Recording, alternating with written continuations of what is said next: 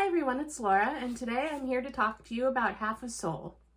So due to my issues with Everend and planning on canceling my subscription with them, I've been listening to samples of the audiobooks while I have the opportunity to see if there's anything that I like or to at least make some progress in some of the books that I have on my TBR.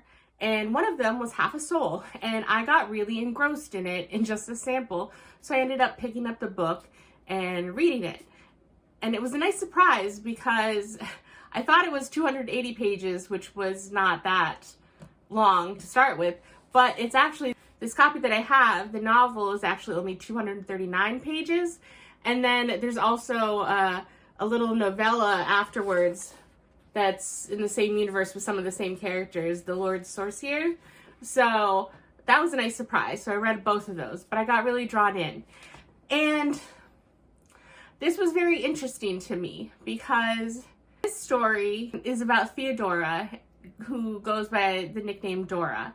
And when she was 9, I believe, 8 or 9, she was in the forest. And at that time, it's implied that both her parents were already passed away.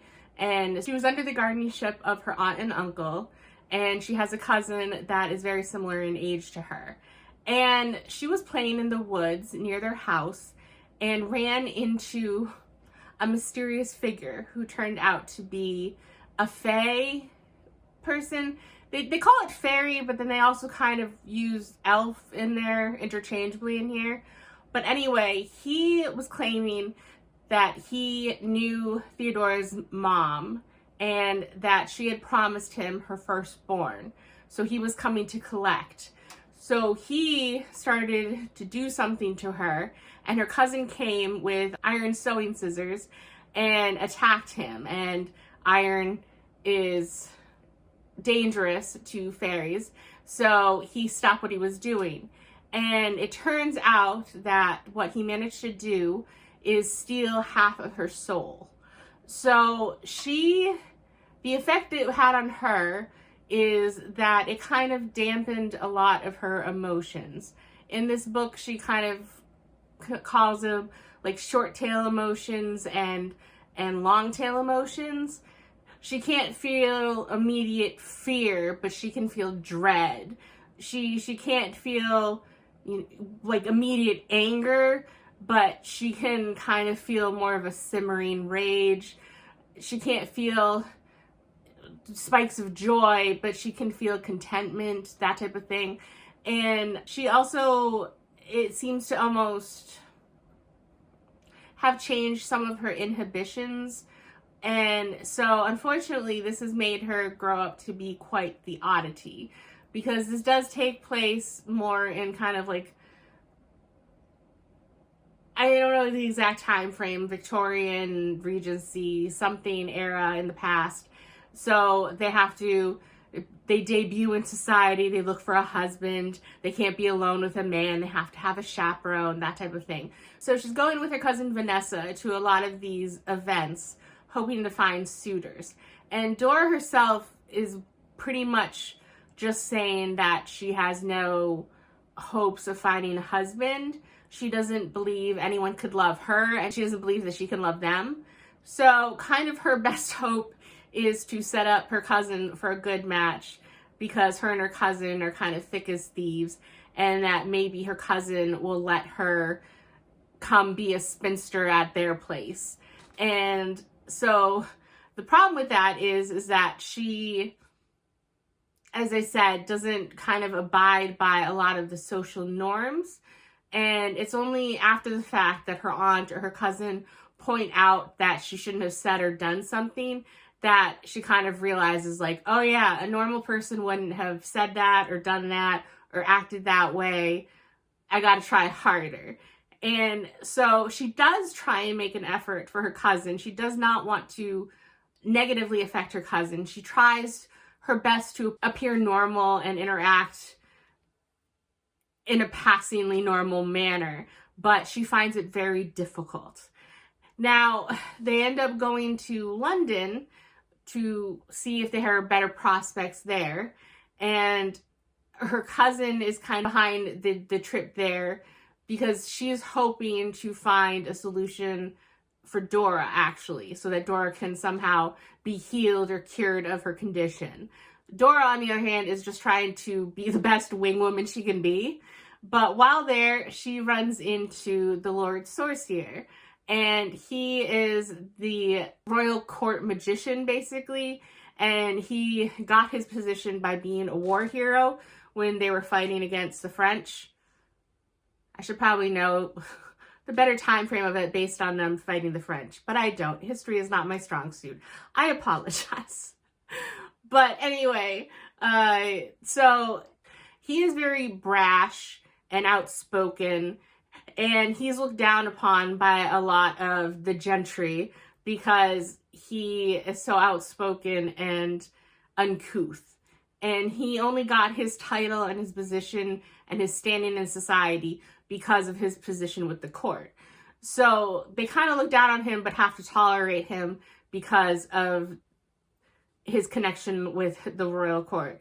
So it's an odd situation. And so when he first bumps into Dora, he basically thinks of her as any other fawning bimbo type society girl, and thinks that she's dim-witted, and that anyone who tries to get close to him, it's because they're trying to look for an advantageous marriage, that type of thing.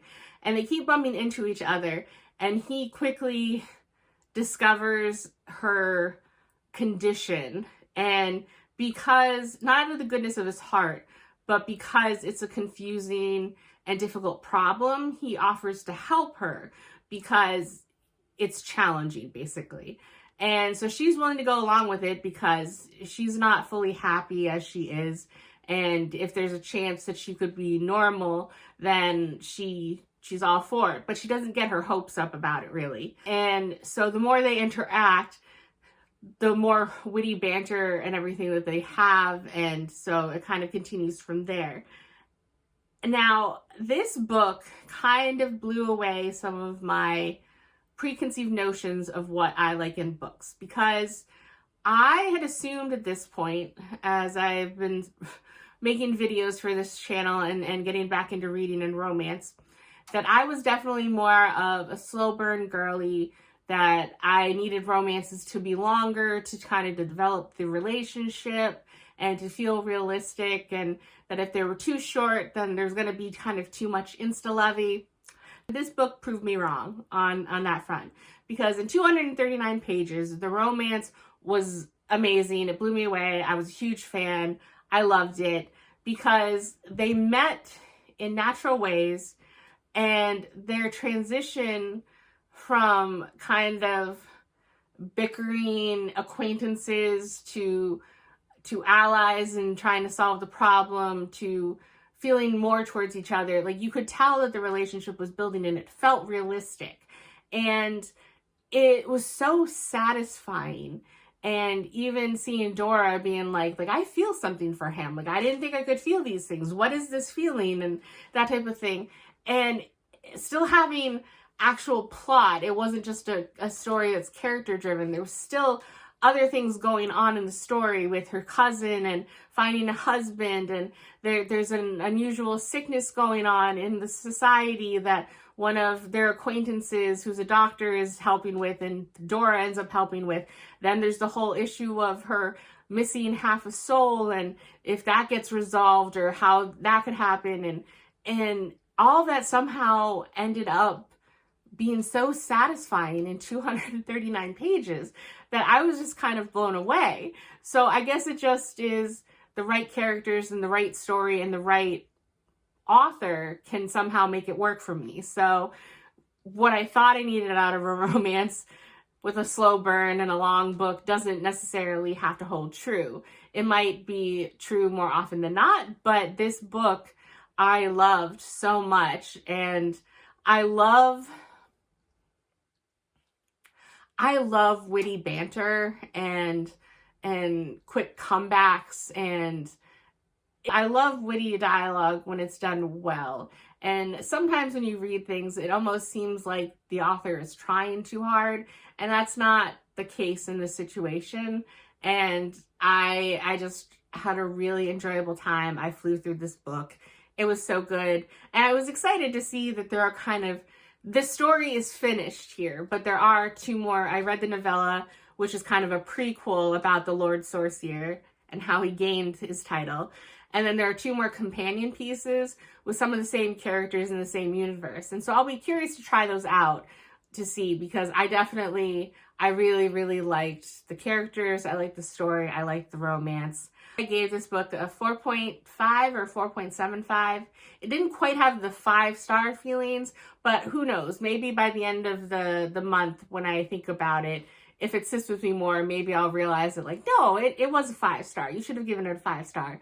But right now, I'm going to say probably a 4.75, because it was really great. So I really, really enjoyed this. So that's all I have to say about that, and I will see you in the next video.